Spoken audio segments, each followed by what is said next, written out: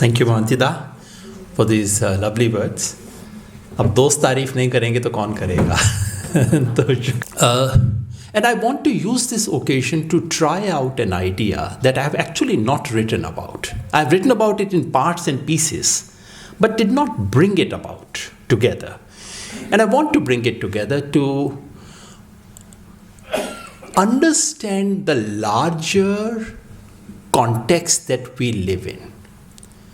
You know, one of the worst things that happen to us when we face an onslaught of an authoritarian regime is that our own thinking gets fragmented.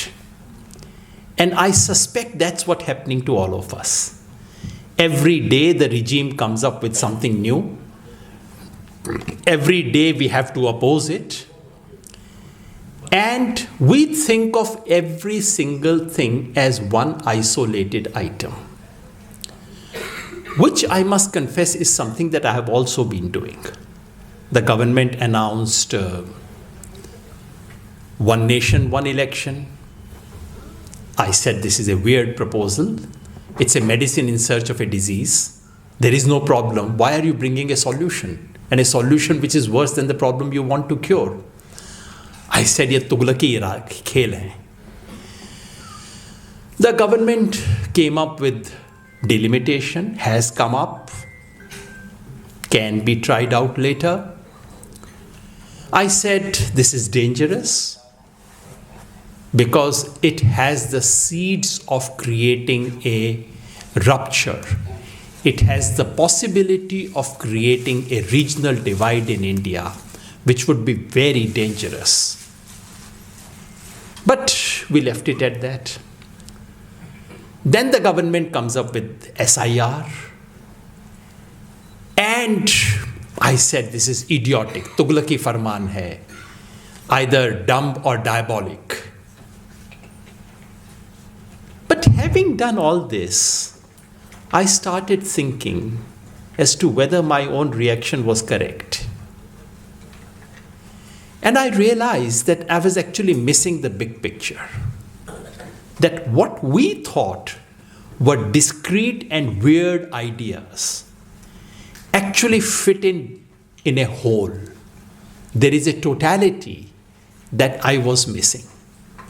And that's what I want to present today to you. Because I believe that what is happening in our country today is that the current regime, having failed in its attempt to change the constitution from the front door, is now seeking to alter the basic constitutional structures through discrete measures through the back door. And all these three represent such efforts. And put together, they actually can change the basic character of democratic competitiveness in our country. I must thank my colleague Vijay Mahajanji, an engineer, my colleague at Bharat Jodo Abhiyan, and fond of acronyms. Every morning he has some thought ki acha isko ye bolna chahiye. And I disagree with him very often. But in this instance, it was he who suggested, when he heard me say all these things, he said, Yogendra, you know what's happening? Desh, Kaal, Patra, ye teeno badal rahe hain. Then it struck me, okay, that really is what is happening. Desh, Kaal, Patra. Desh, which is not about country. Desh, which is place, sthana. The regional dimension of our politics is being transformed. Kaal, which is time, which is to do with calendar. That calendar of our democratic politics is being changed. And Patra is about the participants, the persons. Those who are eligible, those who can, the actors. And these three things are actually about changing these three dimensions. Specifically, what occurred to me on reflection is that the current regime tried a basic onslaught on our constitution in 2024. 2024 was not an ordinary election. It was not an election to choose a new government. It was a plebiscite. It was a plebiscite where Indians were being invited to put their thumb impression on a fundamental and permanent alteration in our constitution structure. In property dealing, we call it general power of attorney. You know, when you give general power of attorney to someone, you've basically handed over your house to that person. So 2024 election was about asking Indian public to give a general power of attorney to Mr. Modi for whatever he wanted to do with the country. And the significance of 2024 election is not in the numbers, not in the fact that BJP managed to form the government. The significance of that election was that people refused to give that general power of attorney. And that's the thing about plebiscites. In plebiscites, the stakes are very high. And the answer is only yes or no. There is no third answer.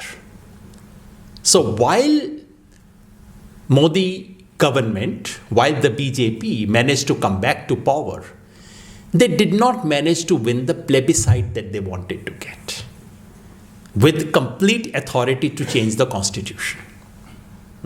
If they had got it, 400 पार तो छोड़ दीजिए, if BJP had managed to improve its 2019 performance even by one single seat, I can assure you formal and informal changes in everything to do with our constitutional structure would have been in place. Our preamble would have been changed. All kinds of changes would have happened. And anything you question, you would have got a simple answer. Public hamare saath hai. That's basically what 2024 was. It didn't work. They come back to power without winning the plebiscite. And the ruling dispensation then realizes that they have three problems that they have to deal with. First is a regional problem. There are parts of the country where, despite all efforts, everything that BJP does, somehow they don't manage to get it. That's, of course, Tamil Nadu. That's, of course, Kerala. But in general, there is that whole stretch from Kerala to Bengal where BJP can sometimes do well. In Odisha, they did very well this time. But these are not assured places. These are places which are bound to create a trouble all the time. That's a regional problem.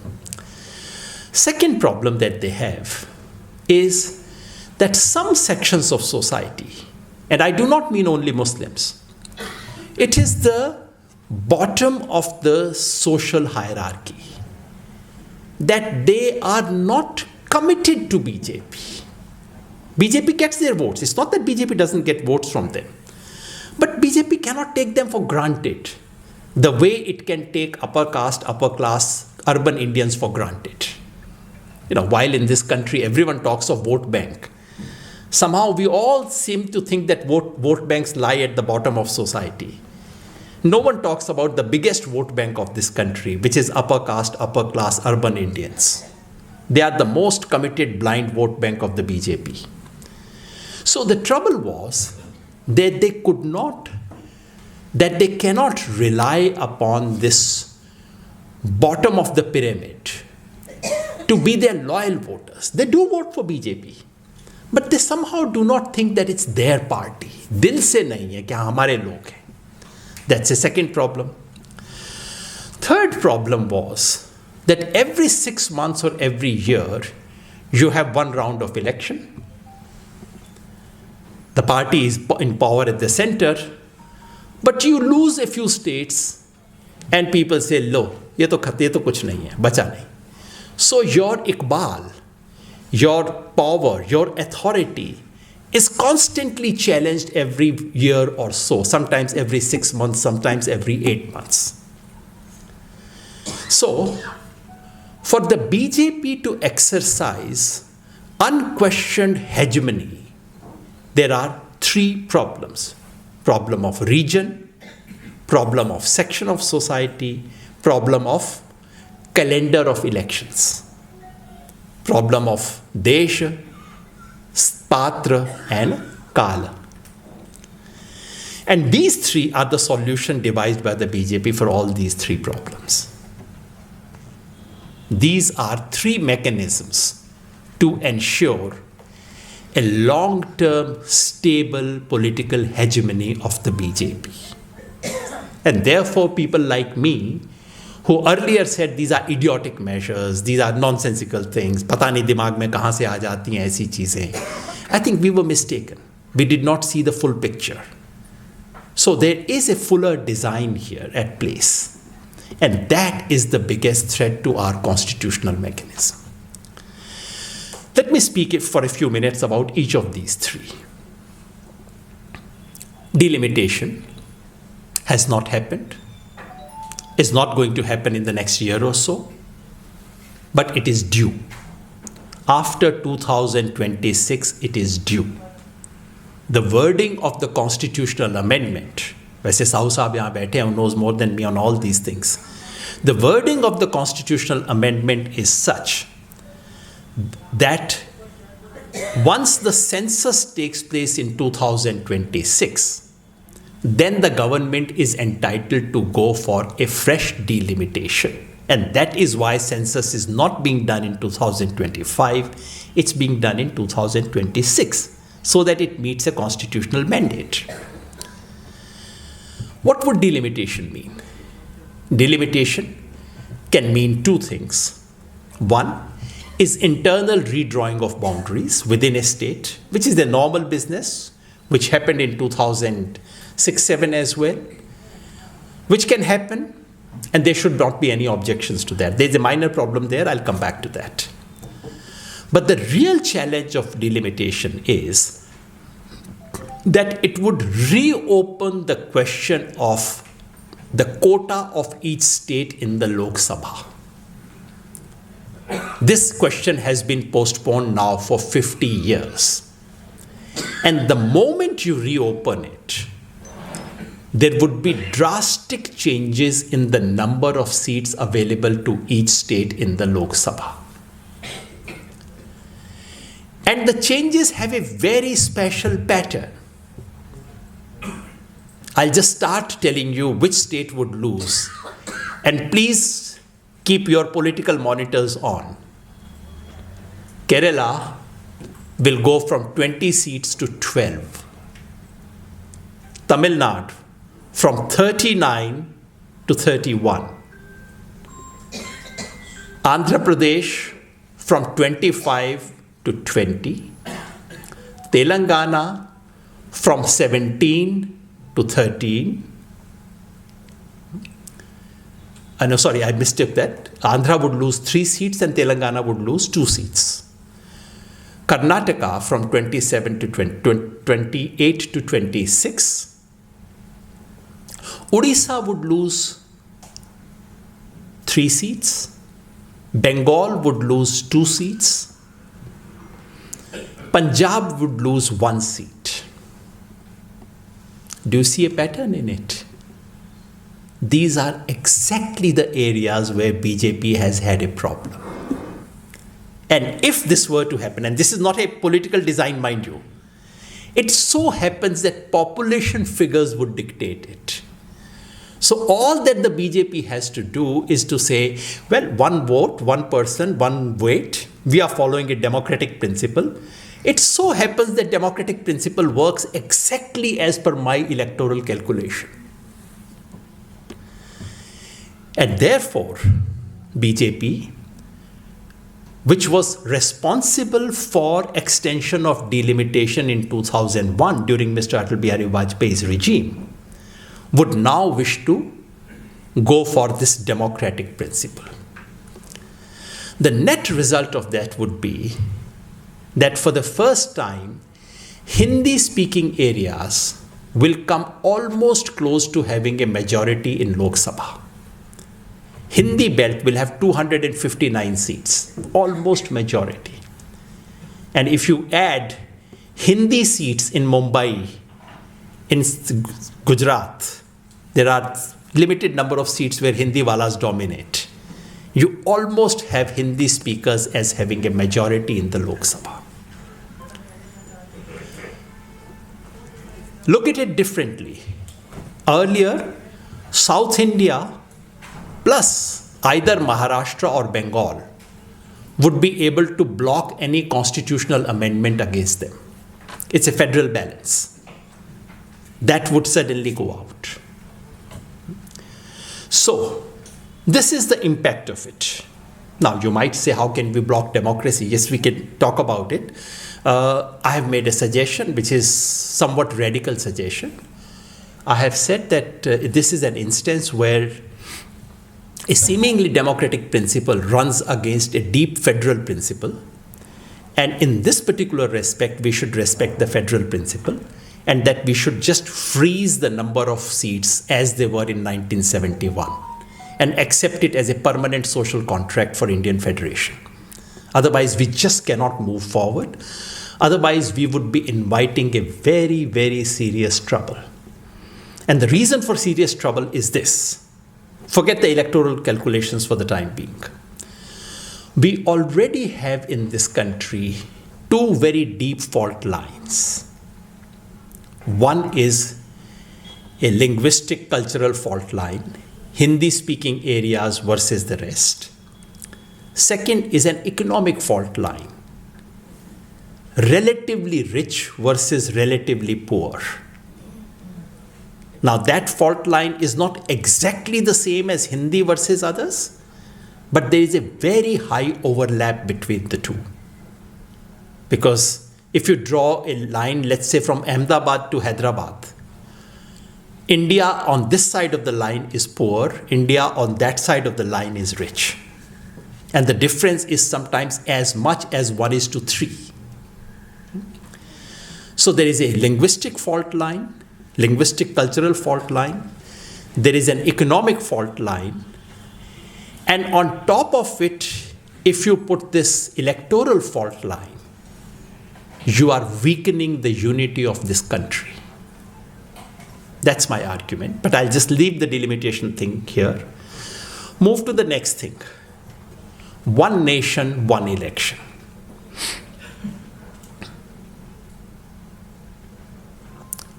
We are given all kinds of very lovely justifications in its favor. We are told this would improve efficiency. We are told there is too much of disturbance taking place because of too many elections. Governments cannot take a decision. So let it be once in 5 years. And we will not have this kind of a disturbance. We are also told this was the original constitutional scheme, which was disturbed and disrupted later. I will not spend too much time in disputing all these arguments because to my mind these are none of these is a very serious argument. Number one, Constitution never said that all the elections of parliament and assemblies have to happen together. It so happened, Constitution provided for a parliamentary system, and in parliamentary system it is clearly understood that the 5-year cycle will get broken. Sometimes it will become 3 years, sometimes it will become 4 years. So you start the race together, but after 1 or 2 laps, someone is ahead, someone is behind. That's a standard parliamentary thing. Our constitution makers knew it.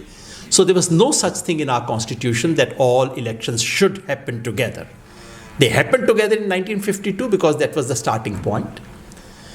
It mostly happened together in 57 because of Congress's dominance, but by 62 the pattern had broken. By 67 it had completely changed. So we had come to a normal parliamentary system, nothing more than that. The idea that this very serious, that this causes governmental paralysis is an idea which is very often put forward. I'm amazed at this reasoning because it so happened, the week in which ONOE report came, One Nation, One Election report came, and there were discussions in the media about that. That was the week when Haryana Assembly election was on, when the Model Code of Conduct for Haryana was already on. And in that week, Government of India had taken a decision to spend 1 lakh crore rupees for something to do with agriculture. So I said, look, you said there is a paralysis, but the government has yesterday taken this decision. Where is the paralysis? Who has stopped you? The idea that the government cannot take decisions. And in any case, I said, where is the problem with state governments? State governments, in their 5 years duration, have to have only one occasion where there would be parliamentary election, where things would stop for a few weeks. Where is the other paralysis?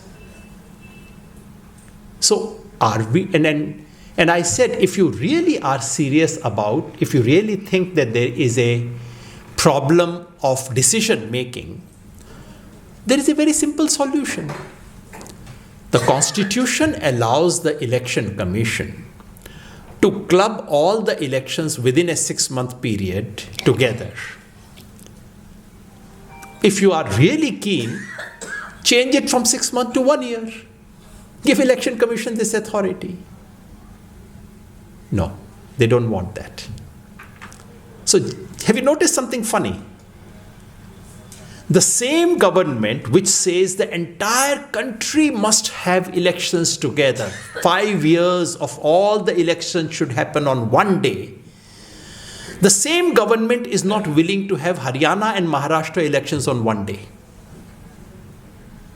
आप जरा देखिए, पूरे देश का करवा देंगे, और Maharashtra election और हरियाणा इलेक्शन जो 1.5 महीने के डिस्टेंस पे हुआ, which there was no need, the election commission could have easily ordered that both the elections will be held together. That they don't want. So it is not administrative efficiency. Why did that not happen? Because in Maharashtra some new concessions had to be given. A Ladki Behan Yojana had to be announced. Time लगना था उसका, तो सोचा कि हरियाणा और उसको detach कर लेते हैं. So it is not about administrative efficiency. It is about a calculus of political gains and losses. That is really what it is about. Now you might say, what is the calculus of gains and losses? The calculus is simple.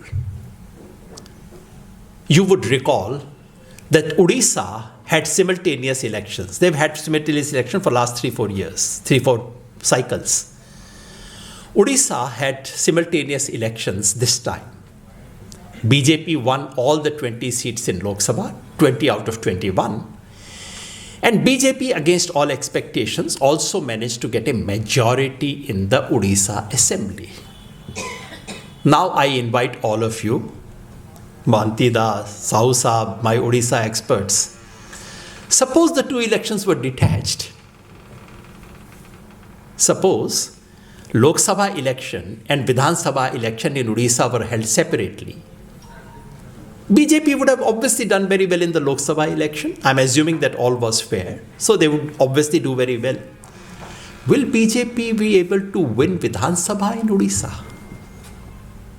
The simple political answer is no. BJP managed to get a majority in Odisha, Vidhan Sabha, because the elections were held together. Because once the assembly and parliamentary elections are held together, the national context dominates. The national context tends to lift the votes of any national party. I'm not saying the advantage would always go to BJP. In some cases, the advantage can come to Congress as well. But please do remember that this ONOE, One Nation, One Election, will always systematically work to the disadvantage of regional parties and will always systematically work to the advantage of the large national party. Now someone might say, But regional parties have won. They have won even in simultaneous elections. Look at Odisha. BJD has been winning this. And there have been times when Lok Sabha elections have gone one way, Vidhan Sabha elections have gone the other way. Yes, all that is true. But change means difference of 2%. Please remember, a large number of elections in this country are decided with less than 2% vote. So, what it would do, so ONOE is basically, number one, a structural change which will always work to the advantage of the dominant national party, which today happens to be the BJP. It may not be always the case, but for foreseeable future, it gives a systematic drag towards the BJP. It's like a drag. गाड़ी में कई बार drag होता है ना, थोड़ा सा खराब हो जाती है, थोड़ा सा इधर चलती जाती है गाड़ी, थोड़ी देर बाद फिर आप ठीक करते हैं, फिर यूँ चलती है. This is what ONOE is. It will introduce a light drag in favor of the dominant national party called the BJP. That brings me to the third issue, which is SIR. What is SIR? We all started, the first day when I looked at the newspapers, my first impression was, ठीक है यार, election से पहले voter list को जरा carefully check कर रहे हैं, what's wrong with that? And if they are doing it a little more intensively, all the better. क्योंकि कुछ तो चक्कर है बिहार की voter list में, जरा ठीक कर लेते हैं तो अच्छी बात है, क्या बुरा है? It is the second day when I actually read the notification and I realized, although I've been barking about it for the last 2 months, but allow me to say once again, because it's possible that not everyone may have paid attention to it. Please remember, SIR is not about revision of electoral rolls in Bihar. SIR is about writing fresh voters list in the entire country. Bihar happens to be the first state where it is being tried out. The order clearly says that this is a national order, will apply to the entire country. Number two, it is not about revising voters list. When you revise, you go with the existing list and you say, okay, I delete this, I add that, etc. It is about junking the existing list and creating de novo fresh list. Number three, it is not just about creating a new voters list. It is about creating new rules of how voters list ought to be created. Because for the first time in the history of our country, the onus of becoming a voter is being shifted from the state to the citizen. So far in our country, some sarkari karamchari would come to your house. Earlier they had different names, now they are called the BLO. It's your local school teacher who comes to your house. It used to be their responsibility to ensure that your name is on the voters list. Once a voter list was made, after that, if you wanted some changes, then it was your responsibility. If you want to shift your residence, you want to get deleted, you want one addition made within 5 years. But the general responsibility of having your name on the voters list was the responsibility of the government, not of the individual. For the first time in the history of our country, SIR has shifted the onus onto the citizen. And how? They're saying, we are giving you these forms. Please fill these forms. Return the forms to us by this date. If you return it, that's fine. We'll put your name on the draft list and we'll check it. But in case you do not fill the forms, then sorry, your name is not even on the draft electoral rolls. Over. This has never happened. Now you might say, this is a minor technical difference. No sir, it's not a technical difference. There are two kinds of systems in the world. There are state-initiated registrations and there are individual-initiated registrations. And the difference is, wherever you have state-initiated registrations, about 95 to 100% people manage to come on the rolls. And wherever you have individual-initiated registrations, like in the USA or in South Africa, only about 75-80% people ever manage to come on the rolls.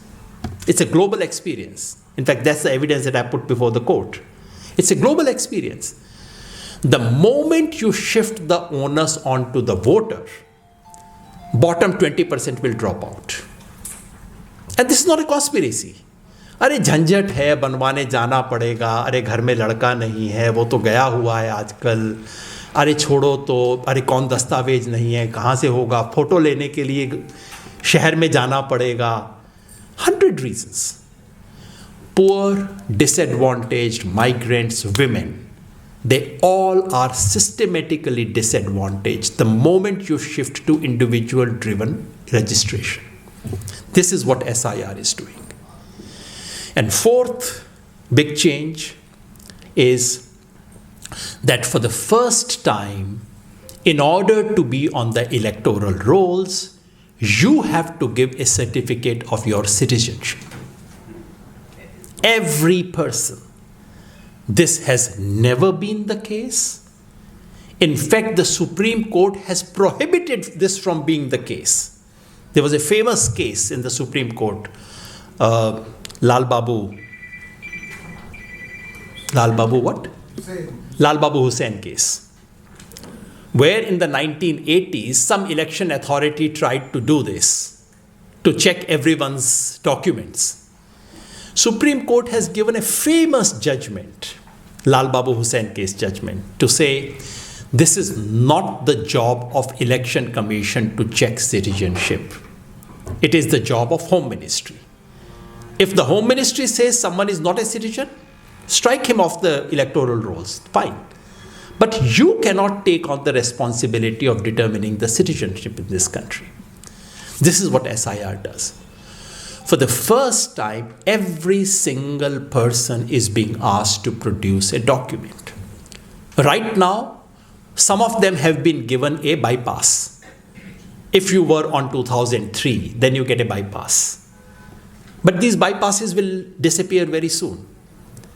Right now, especially after the Supreme Court intervention, the Election Commission is bending backwards to ensure that the number of deletions are not too much, because everyone is scandalized by the numbers. But these are temporary things. Please remember, SIR is structurally something which is designed to exclude. It is designed to disenfranchise. Please remember, all over the world, whenever disenfranchisement had taken place, it has always been done with the help of documentary requirements. पूरी दुनिया में यही खेल हुआ है. The largest disenfranchisement exercise in the world was 19th century America. Slavery was abolished, blacks were free, they had a right to vote, but the whites will not allow them to vote. So what would the whites do? So what they did was that in the South of America, not South America, southern states of America where slavery was very prevalent, they came up with series of laws, and every single law was about saying, yes, everyone can vote if you have the following documents. And the documents were such that blacks cannot possess them. This was the game. Now look at SIR. What is SIR doing? SIR says, yes, every citizen is allowed. You must have noticed a little change. Earlier, every document of the Election Commission used to say, no voter left behind. Koi voter na chhute. Just check it now. It says no eligible voter left behind. And who will decide eligibility? I will decide eligibility. So, basically from a system where virtually every Indian was on the electoral rolls, now we have a system which is designed to exclude. So now the requirement is, okay, you produce one of these 11 documents. That's a funny story. Who decided these 11 documents? Where has this list of 11 documents come from? When I look at these things, my old researcher's instinct comes into play. And I actually looked at the background of it. So far, the Election Commission has been using 20 documents in Form 6. If you want to become a new voter in Delhi today, Election Commission gives you a bouquet of 20 documents to either prove your identity or prove your date of birth, etc., etc. Out of those 20 documents, Election Commission has picked up 11. Actually, it's a list of 18. Election Commission has come up with 2 from outside that list. But anyway. And interestingly, the documents which have had the widest possible reach are the documents which have been thrown out of the list. Documents with the lowest reach have been kept in the list. What is the document with highest reach? Aadhaar. Almost 100% penetration for adult population. For general population is 88% in Bihar, but for adult population is nearly 100%. Not included. Why? Because Aadhaar is not a final proof of citizenship. Absolutely right. Aadhaar is not a proof of citizenship. In fact, the Aadhaar card says it. It is not a proof of citizenship. But sir, is your metric certificate a proof of citizenship? You come from Nepal, you study in India, you'll get a metric certificate here. Is that a proof of citizenship? Nivas Pramana Patra. Is that a proof of citizenship? It can be issued in the name of Donald Trump. It was issued in the name of Sonalika Tractor, and it was issued in the name of a dog. Last month. Is that a proof of citizenship? No. Is caste certificate a proof of citizenship? Is any patta given by government a proof of citizenship? No.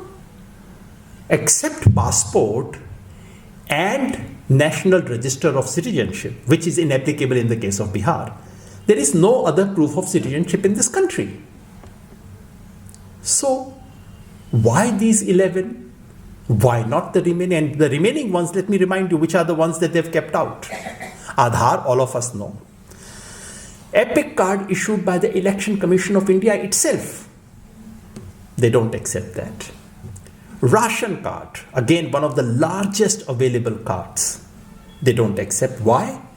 Because ration card में हेराफेरी हो सकती है. ये Sonalika tractor में हेराफेरी नहीं हुई, डोनाल्ड ट्रंप में हेराफेरी नहीं हुई, कुत्ते में हेराफेरी नहीं हुई, राशन कार्ड में हो सकती है हेराफेरी. On that ground they excluded ration card. Even PAN card, I was astonished to see that PAN card has much deeper penetration in Bihar than all these other documents that the Election Commission is willing to accept. I was surprised, but then people told me that now for all kinds of business transactions you need it. Even PAN card has better penetration. Driving license. All these things. So the name of the game is कि जो document आपके पास नहीं है वो हम मांगेंगे और जो हैं वो नहीं मानेंगे. See, this reminds you of classically of what happened in 19th century America. I will invite you to come to this lecture, but the chowkidar standing outside will demand an invitation card that I know you do not have. That is the name of the game. So what's going to happen in Bihar?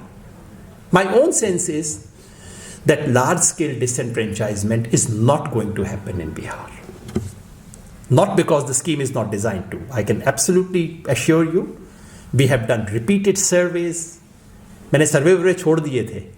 ये इसमें, I said, all right, because the Election Commission is not giving us any information, let's go and do a survey. We did a survey. 43% people in Bihar do not have a single one of these 11 documents. वो दे सकते ही नहीं, देंगे नहीं और दे सकते नहीं हैं. So, if the mandate of SIR was to be implemented strictly, then it would mean that out of 8 crore Bihar population, approximately 3 crore will get a bypass because they will have some name in 2003. Of the remaining 5 crore, or let's say remaining 4 crores, at least 1.5 or 2 crore people will have to be thrown out of the voters list if they strictly implement their own SIR logic. My own understanding is that because of the noise that has been created, because of the yatra which has been taken out in Bihar, because of the vote chori campaign, and because of the Supreme Court intervention, this will not happen. The number of deletions will be kept very low. And how? How will they, have this order and still keep the things low? Election Commission will bypass its own norms, and they are trying to find ways of short-circuiting their own order by saying that if you have your name in 2003, you get a bypass. If your parents were in 2003, then you don't have to give certificates for them that they said initially. You also don't need to give any certificate. Now they are saying if any relative of yours was in 2003, then you don't have to give certificate. It is not written anywhere in the order of SIR. So the Election Commission is short-circuiting and bypassing its own order in order to ensure that in Bihar the number of deletions are kept to a minimum. Now you might say, why? Why would Election Commission do that? You always said this is about disenfranchisement. But disenfranchisement is not taking place in a large scale. My understanding is that the name of the game is to get SIR order remain on the table so as to keep it ready for Assam and Bengal. That is where the real game is. So Bihar में थोड़ा कम से काम चला लो, ज़्यादा मत काटो, adjust कर लो जैसे हिंदुस्तान में कहते हैं, एडजस्ट कर लो बिहार में. But the order should not be diluted. So Election Commission is willing to make all concessions as long as you do not change the wording of the order, so that the same order will go to Assam and Bengal and create havoc there. So to my mind, SIR is a structural measure. Forget Bihar elections, forget even Bengal and Assam. SIR is a structural measure which is designed in the long run to exclude, to disenfranchise, and people who would be disenfranchised will always be poor, less educated, and in the specific Indian case, women. Please remember, women are being asked to bring certificate about their parents being on the electoral rolls. मायके से लाना है आपको certificate. आदमी उसी गांव में बैठा है, उसको अपने माँ पिता का सर्टिफिकेट देना है, ठीक है, वो तो हो जाएगा, पर उस औरत को अपने मायके से लाना है certificate. Women will drop inevitably. These are structural measures. Even if officers implement SIR order with complete honesty, these are structural measures which are bound to discriminate against poor, migrant, workers, less educated, and women. All right, finally, let me put the whole picture together and say, what are we witnessing? In 21st century, scholars who study democracy normally do not use now the binary between democracy and dictatorship, because they have realized that these are two ends of the spectrum, that very few countries can actually be called democracy, very few countries can actually be called proper dictatorship. Because in this world, in 21st century, every dictator wants to call themselves democracy. So everything has got smart, phones have got smart, dictators have got smart, things have changed. So in 21st century, what we have are hybrid regimes. Very few countries fall in this or that category. we have a series of hybrid regimes. What should India be called? Students of comparative politics for quite some time have come to some understanding, and I agree with that, I've also written on that India for the last 10 years should be called a competitive authoritarianism, which is to say a country which has some element of competition left there, where the possibility of a ruling party losing an election still exists, unlike Russia. But for all other practical purposes, in between elections, it's an authoritarian country. India belongs to that category of competitive authoritarianism. And we are not the only one.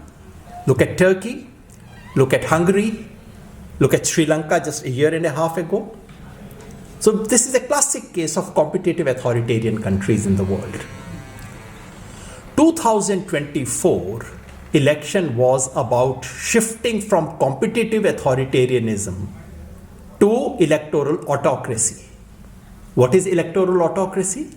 Electoral autocracy is what Putin does in Russia. That technically there are elections, but Mr. Putin gets 87% all the time. 87, 84, 82 or whatever. So it's electoral autocracy. It's autocracy, but which holds regular elections. Because in 20th century, it's extremely important for any authoritarian regime to draw upon image of popular acceptance. Legitimacy is critical for authoritarian regimes. Therefore, almost every authoritarian regime holds elections. So 2024 election was about shifting from competitive authoritarianism to electoral autocracy. That did not happen. Indian people stopped it. Some people might give credit to opposition parties. I think it's the people, not the parties, that prevented it. Like in emergency, finally it was not the Janata Party, it was public which stopped this. But once that attempt failed, what do you do? What you can do is, okay, I cannot turn it into electoral autocracy, but I can convert a moderate competitive authoritarianism into a nominal competitive authoritarianism. A nominal competitive authoritarianism is a system where possibility of where elections happen, there is competition. There are electoral rolls, all the formality is done properly, not like Russia. But chances of the ruling party losing the election are very, very low. They are not zero yet, but they're very low because the ground is inclined. That is what this is all about. These three measures are about India making a transition from being a moderate, I would not call robust, but from being a moderate competitive authoritarian system to a nominally competitive authoritarian system. This is what is being tried. And when we speak about challenge to the constitution, my friends, challenge to constitution will not come by someone saying, I want to change the constitution of this country. No one is as foolish as that. And in any case, they've learned the lessons in 2024. It doesn't work. It doesn't pay to say, I want to change the constitution of this country. The real challenge to the constitution now will be through piecemeal changes by changing every little part of the architecture in such a way that you keep thinking that there are minor pieces that are being changed. But finally, you change one leg of the table, you change second leg of the table, then you change the top of the table, but you say the table remains the same. This is what is happening. And this, to my mind, is the biggest challenge to constitutional democracy in India. And I would invite all of you to join the challenge of facing it. In the last instance, as I was saying to a friend, the challenge to republic is not met by legislatures.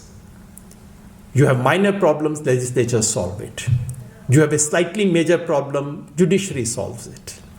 But when you have fundamental challenge to the foundations of a republic, you cannot depend upon legislatures, you cannot depend upon judiciary. In the last instance, public must rise to defend the republic. That is where we are. Thank you very much.